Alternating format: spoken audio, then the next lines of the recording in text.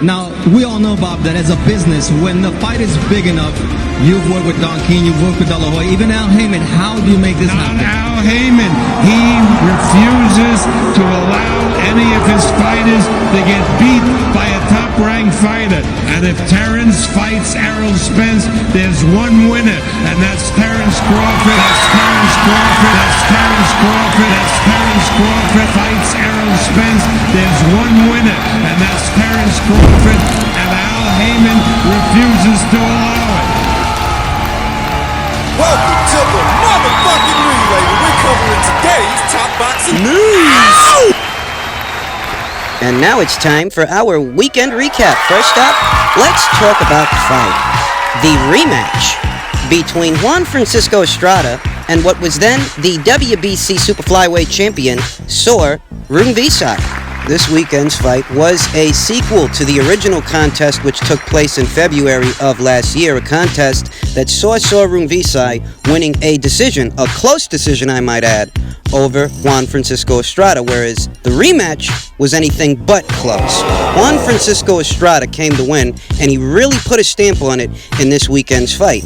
Beautiful boxing on the part of Juan Francisco Estrada. Good usage of his movement, his jab, the height advantage that he has over Sor Rungvisai. You knew what he was doing. Because I'll tell you, it's one thing to have a height advantage over your opponent, and it's quite another knowing how to use it. And Juan Francisco Estrada knew how to use it. Sor Rungvisai looked very much bewildered out there, puzzled. Neutralized. With the boxing acumen of Juan Francisco Estrada. This was a far more decisive victory for Estrada than Sor's victory was for him back in 2018 during their first fight. I'll tell you that it was a career-best performance. I'd have to say a career-best performance on the part of Gallo Estrada. But there was something very puzzling about this fight. There was something that was very confusing. And it's that Sor Rungvisai, who more often than not is a southpaw fighter. I mean, the guy is a southpaw. In this rematch, we saw Sor fighting out of the orthodox stance.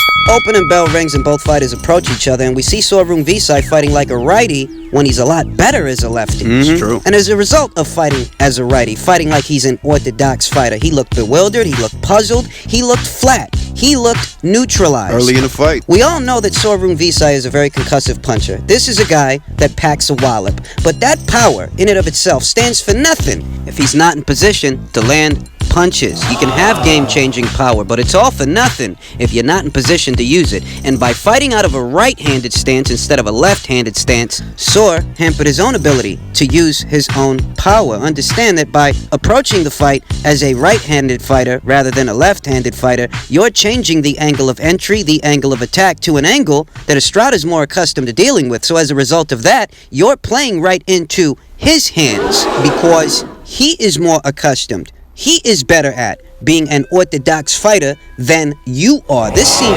largely experimental on the part of Sor Rungvisai. Largely experimental and largely ineffective.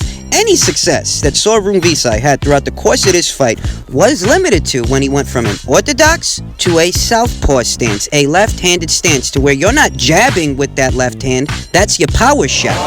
And you're jabbing with your right, ultimately changing your trajectory and your angle of attack, your angle of entry with that orthodox fighter.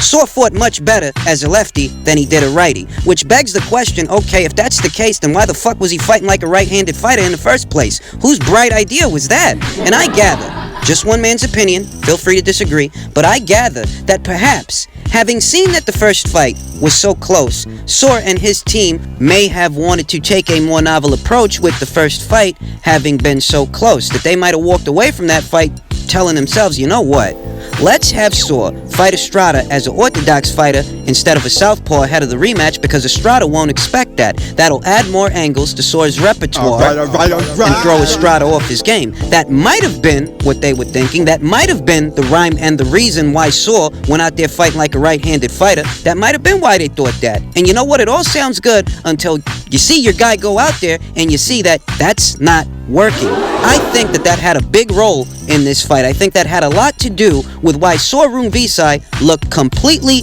puzzled out there. Think of it as a two-pronged process.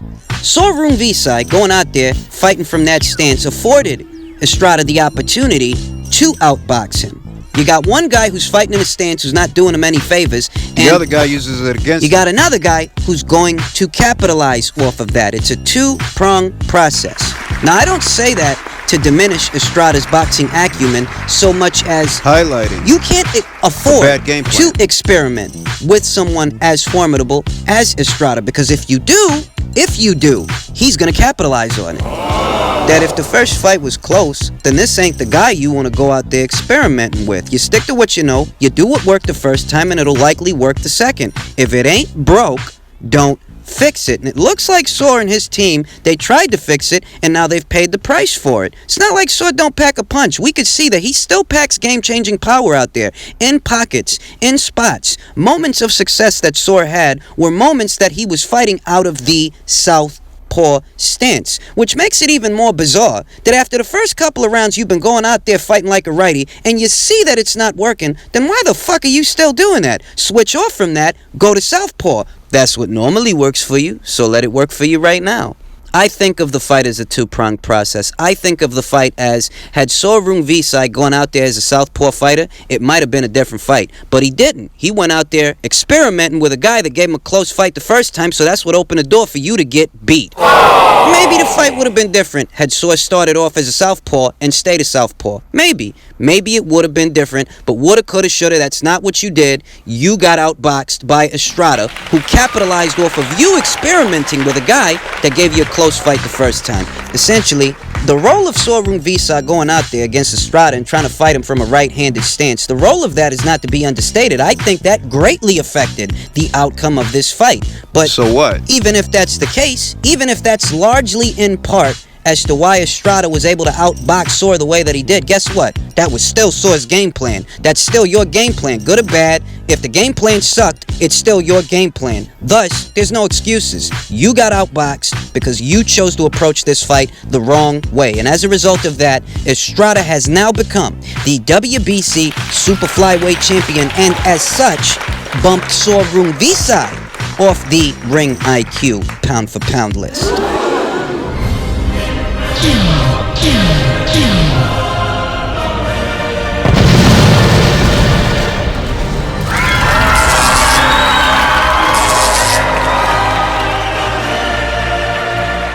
With Juan Francisco Estrada's victory over Soar Rungvisai, he effectively bumps him off the list per the rules that govern the list. That no fighter coming right off a loss, absent of a world title, can maintain a spot on the list, and that any fighter that defeats a pound-for-pound fighter will effectively earn a spot themselves. That in defeating a pound-for-pound fighter, you become one yourself. In junction with the rules that govern the list and Juan Francisco Estrada's overall track record, the fact that he is a two-division champion, having held the WBA and WBO titles in the flyweight division, currently holding the WBC title in the super flyweight division, he emerges in the number 6 spot of the Ring IQ pound-for-pound list. But that's not the only addition to the list. WBA Super Bantamweight champion Daniel Roman squared off this weekend against the undefeated IBF champion TJ Doheny, and as a result of winning that fight, he stands today as the unified WBA and IBF champion in the Super Bantamweight division, effectively earning him a spot, the number 9 spot on the Ring IQ pound-for-pound list. Ahead of Alexander Vosdick. Effectively bumping Alexander Vosdick, the WBC and lineal light heavyweight champion, down to the number 10 spot, putting him in the most danger of being bumped off, and bumping off Errol Spence altogether off the list, who sat in the number 10 spot.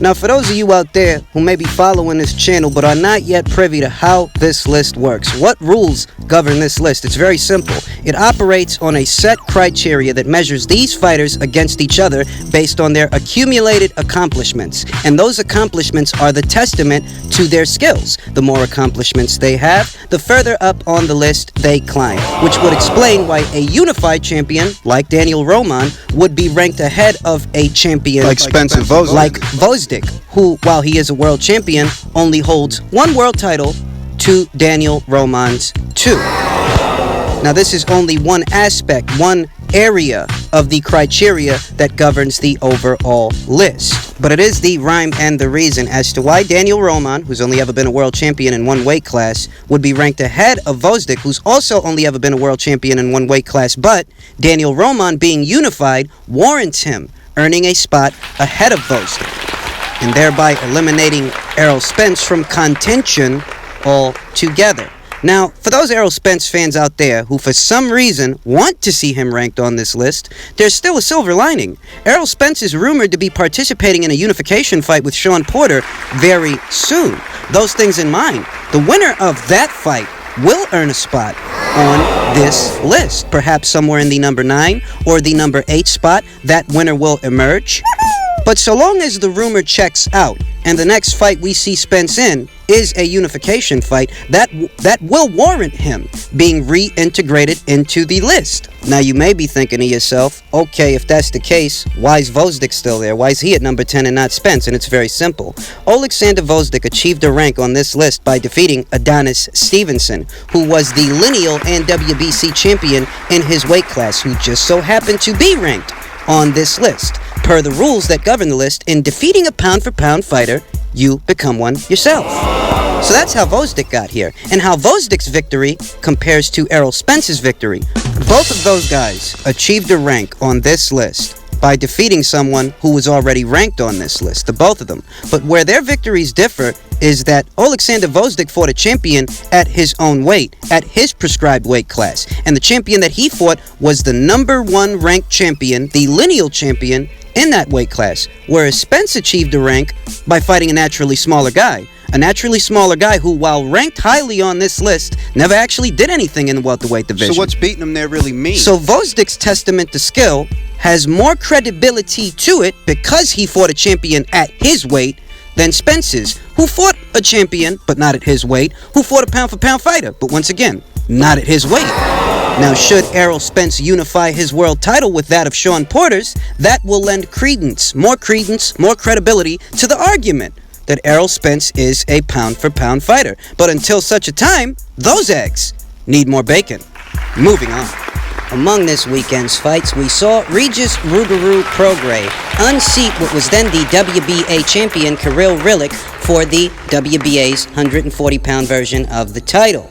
And this fight played out exactly as I expected, exactly as I predicted, that Regis Prograis and Kirill Relikh are both mid-range to inside guys. They're both mid-range to inside guys that like to bang. But Regis Prograis being the far more concussive puncher of the two, this fight would be a firefight for however long it lasted, though I didn't imagine it would last very long, and it did not.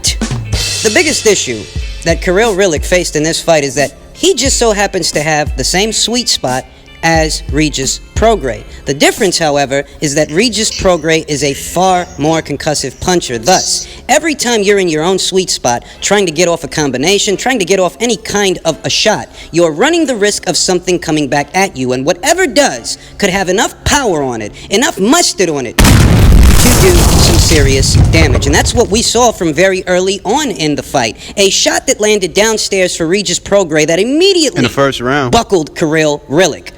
Understand that you got lots of types of punches in the sport of boxing, some bigger than others, but Regis Prograis happens to be a rare breed of puncher, a puncher whose punch doesn't even have to travel very far to have a lot of power on it. In the same way that there are different styles that have different characteristics in the sport of boxing, there are also different types of power punchers that have different characteristics. For example, you've got certain kinds of power punchers that need to maintain a bit of space between themselves and their opponent to generate power. They use leverage to add torque to the punch, thereby generating the power behind it. There are those kinds of power punchers. The kind that need that added bit of space to even be considered power punchers, there are those kinds. But then you've got guys like Regis, who are so heavy-handed, pack so much devastating power in any given shot, that they don't need that added bit of space. The punch doesn't have to travel very far for it to hit you and feel like you've been hit by a baseball bat. Understand that Regis Prograis is just such a power puncher that with the most compact of compact shots, he packs genuine knockout power. A characteristic that even among power punchers is a rare trait, a rare characteristic. And for Kirill Relikh, who likes to bang, likes to get in there mid-range to inside and let the fists fly, it just spelled a situation to where he's going to be subject to that power, and I didn't think he was going to be able to stand up to it. You know what? He couldn't. So he gave a valiant effort. In what was supposed to be a 12-round championship title fight, by the midpoint, Kirill Rilikh's already been dropped in the first, and he's already gotten his nose split open. He's eating some heavy leather. For all the toughness, because Kirill Relikh is a tough guy, and I think that as best as he could, he showed that. He still tried to power forward. He still tried to land punches and throw combinations of his own. He did try. He still showed that he was doing his best to stay in that fight, but trying to stand up to that kind of power, being that kind of a fighter, was a tall ask, even for Kirill Relikh, who's a tough guy, but being tough, that ain't enough. And it really didn't help Kirill Rilikh's situation that, in the case of Regis Prograis, he's more than just a heavy set of hands. I mean, this guy does have defensive virtues, defensive prowess, that he can slip and slide around shots, angling that head, angling his upper body away from shots, setting a guy up to make him miss, then make him pay. And with the kind of firepower that he's got, going a distance with this kind of a fighter, let alone winning, it really is a tall ask, even for a tough guy like Kirill Relikh. You know, we saw the poise of Regis Prograis, who's got the look of a more seasoned, more experienced fighter than he actually is, because Regis is a young guy. But he's calm. But you see him out there, and he's calm, he's cool, he's comfortable, he's landing his punches, he's not getting overzealous or in love with his own power. It's a very controlled, educated kind of effective aggression, to where the guy is definitely a killer, but he's not a slave to the moment. Regis Prograis continues to be the same guy, the same devastating puncher, who just so happens to be an educated boxer, fight by fight. And I see no signs of him slowing down. I see no kinks in his armor, no holes in his game plan. And essentially, it's going to take one hell of a special kind of fighter to make Regis Prograis look like anything other than what he's been looking like. And that's a killer. That's a world beater. And that's how he's looked, and that's how he's continuing to look, now that he is the new WBA 140-pound champion. I'll tell you that the winner of Taylor versus Baranchik, whoever it is, whether it's Josh Taylor or it's Ivan Berenchik, whoever the fuck it is, they've got one hell of an opponent in front of them for the final. One hell of an opponent. So, congratulations to the new WBA champion, Regis Prograis, who lived up to my expectations. I felt that, Kirill Relikh, he's a tough guy, but he can't hang with this guy's power, and you know what? Regis proved me right.